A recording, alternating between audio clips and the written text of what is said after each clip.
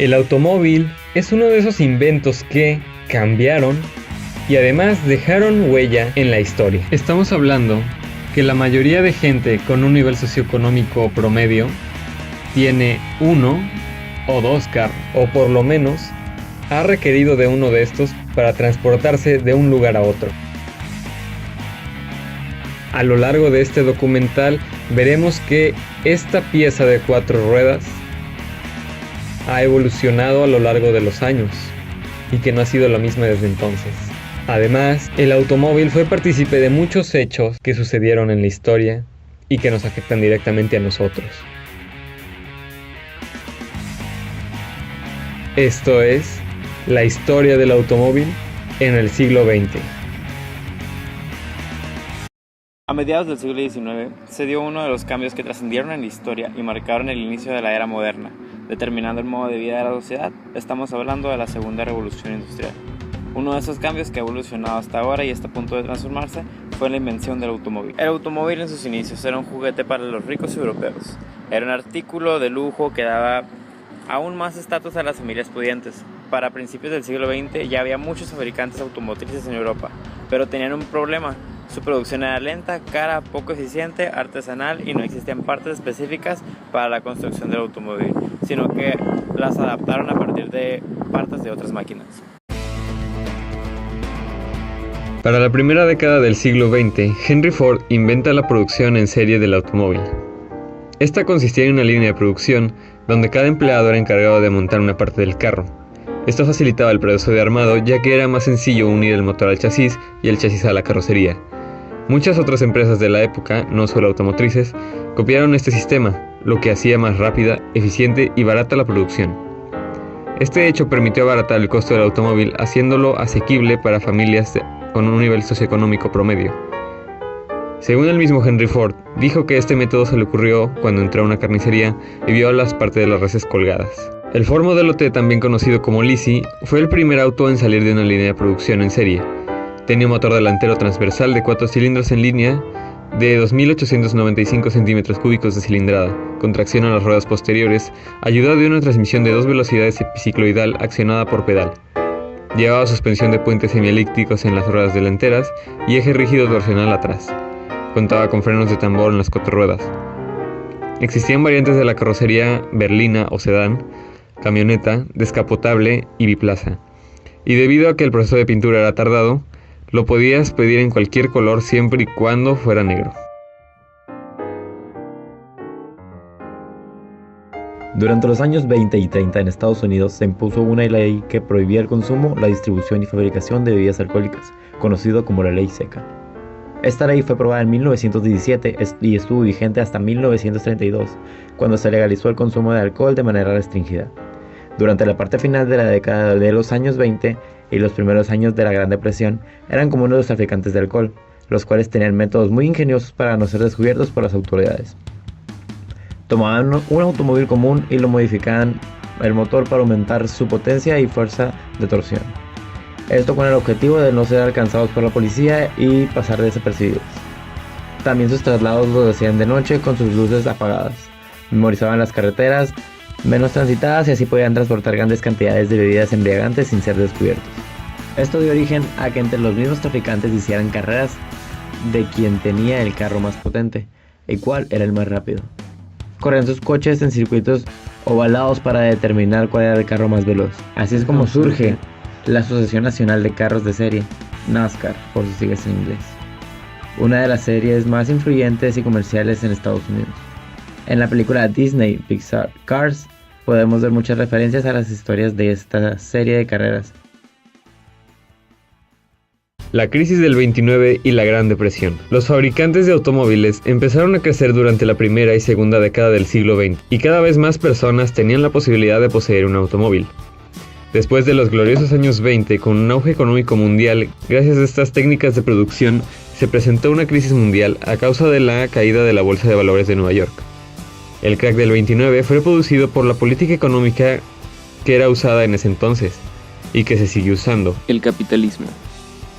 en el cual prácticamente no hay reglas y todo va fluyendo por su propia naturaleza y se rige por las leyes de la oferta y la demanda, dando origen a ciclos económicos. Al haber un exceso de producción y haber mucha especulación en la bolsa de valores de Nueva York, se originó una fuerte crisis económica, ya que el dinero que supuestamente estaba en la bolsa de un día para otro ya no existía. Después de la crisis siguió la depresión durante los años 20, una época difícil. No había dinero, la producción cayó, las ventas bajaron y los productos se encarecieron y muchas empresas cerraron, entre ellas muchas automotrices. Algunas de estas marcas que quebraron a raíz de ello fueron Dodge Brothers, que posteriormente fue absorbida por Chrysler, Reo, Kiesel, Durant, Elcar, Franklin, entre muchas otras. No siendo suficiente esta gran depresión para el maltrato de la economía mundial, a finales de la década de los 30 estalla la Segunda Guerra Mundial, donde toman protagonismo las potencias del eje, Alemania nazi, Japón e Italia, y las aliadas, Estados Unidos, Reino Unido y la URSS. Uno de los principales personajes del conflicto bélico fue Adolfo Hitler, quien ideó y ejecutó varios proyectos que favorecían a la Alemania nazi. Uno de estos, y de los más emblemáticos para los entusiastas de los carros, fue el nacimiento de la marca Volkswagen y su modelo tipo 1, cuyo nombre inicial era KDF Wagen, en alemán, el coche de la fuerza mediante la alegría. Hitler contrató al diseñador Ferdinand Porsche, también creador de Porsche posteriormente, para diseñar un auto familiar compacto que cumpliera las necesidades básicas de movilidad de la gente alemana. Porsche montó una fábrica en Wolfsburg, en Baja Sajonia, donde se produjo este modelo y sus derivados durante la guerra. Este auto contó con diferentes prototipos hasta llegar al modelo de producción definitivo. Durante la guerra fue instrumento para movilizar a las tropas alemanas. La plataforma del Volkswagen podía ser fácilmente modificada y se le podían montar diferentes carrocerías, dando origen al Volkswagen Tipo 2, Combi y el Safari. Durante la guerra se produjeron versiones 4x4, anfibio y utilitario. Este emblemático automóvil portaba dos carrocerías, sedán y cabriolet. En su primera versión de producción portaba un motor con los cilindros encontrados en boxer de 983 centímetros cúbicos, trasero con carburador que generaba 22 caballos de fuerza a las ruedas traseras. En sus últimas versiones producidas en Puebla llevaba un motor de 1600 centímetros cúbicos con poco más de 40 caballos de fuerza. Este carro, a pesar de solo tener dos puertas, era un sedán berlina desde entonces debido a la forma de la carrocería y ventanas traseras. En el continente americano se le conoció como escarabajo, bug, bocho, insecto, entre otros. Fue uno de los autos más queridos en México, tanto que su producción en este país fue hasta el año 2002. Pasando al continente americano, tenemos al automóvil emblemático que surgió desde la guerra, los Jeep. La historia de estos vehículos utilitarios comienza con una propuesta del gobierno estadounidense para desarrollar un vehículo de mecánica sencilla, pero con capacidades todoterreno capaz de estar en medio de una guerra. El vehículo elegido para esta tarea fue el Willys Overland MA. Una característica de diseño del vehículo era que tenía una parrilla con 9 aberturas verticales. Este utilitario fue tan admirado por la gente que se creó la marca Jeep, modificando el Willys para uso civil. Se retiraron 2 franjas horizontales de la parrilla, creando el característico frente de los Jeep con 7 franjas en medio de los faros. El modelo denominado CJ5 se creó en los primeros años después de la guerra, dando origen a la legendaria marca Jeep, considerada hoy una marca de culto. Durante la Segunda Guerra, muchas empresas cerraron sus fábricas, pero una vez terminada, estas volvieron a abrir sus puertas a la producción. También otras dejaron de producir instrumentos bélicos o bajaron su producción de motores de aviones para introducirse en la industria automotriz para cubrir las necesidades de movilidad en la época de la posguerra, aprovechando la tecnología que ya tenían. Algunos de estos casos fueron Bentley, BMW, Citroën y Mazda. La marca británica y la germana fabricaban motores de aviones. De hecho, el logo de BMW es una hélice girando, mientras que Citroën fabricaba proyectiles y fusiles. Mazda es una marca de Hiroshima y debido a la bomba lanzada en ese lugar, les fue difícil volver a producir. Al principio fabricaron autos pequeños con motores de motocicleta de apenas 3 o 4 caballos de fuerza. Poco a poco fueron evolucionando, a tal punto que fue la única marca en poder desarrollar con éxito el motor rotativo diseñado por Felix Wankel durante los años 60. Recordemos que al final de la Segunda Guerra Mundial, Estados Unidos toma protagonismo mundial, representando al capitalismo en su máxima potencia, quedando en una gran guerra de ideologías contra el socialismo que era representado por la URSS. A este periodo, hasta 1991, se le llamó Guerra Fría. Ambas potencias compitieron por todo: armamento, economía, calidad de vida, la carrera hacia el espacio, y la industria automotriz no se quedó atrás. Los países capitalistas tuvieron gran desarrollo tecnológico y para Estados Unidos fue una época dorada en la industria automotriz hasta 1980. Llegó un punto en el mercado norteamericano en el cual solamente había autos grandes, largos, lanchones y con exageradamente grandes motores de 8 cilindros. Uno de 6 cilindros se consideraba chico, a diferencia de los europeos o asiáticos que intentaban economizar espacio y hacían carros más compactos y de menor cilindrada. A medida que la tecnología avanzaba, los motores incrementaban su potencia. Y no fue hasta que General Motors se le ocurrió montar uno de sus grandes motores en un auto más compacto y ligero. Así es como nacen los llamados muscle cars. El primero en tener este concepto fue el Pontiac GTO de 1965. Posteriormente se crearon demás modelos como el Oldsmobile 442, el Dodge Charger, el Plymouth Daytona, etc. Por otro lado tenemos a los Pony Cars, que son carros más cortos y con un cofre muy alargado, generalmente coupés o descapotables, con un motor más pequeño que el muscle car. Así fue como estos carros americanos reinaron las calles hasta 1973. Este año implicó un gran cambio en la manera de fabricar los coches.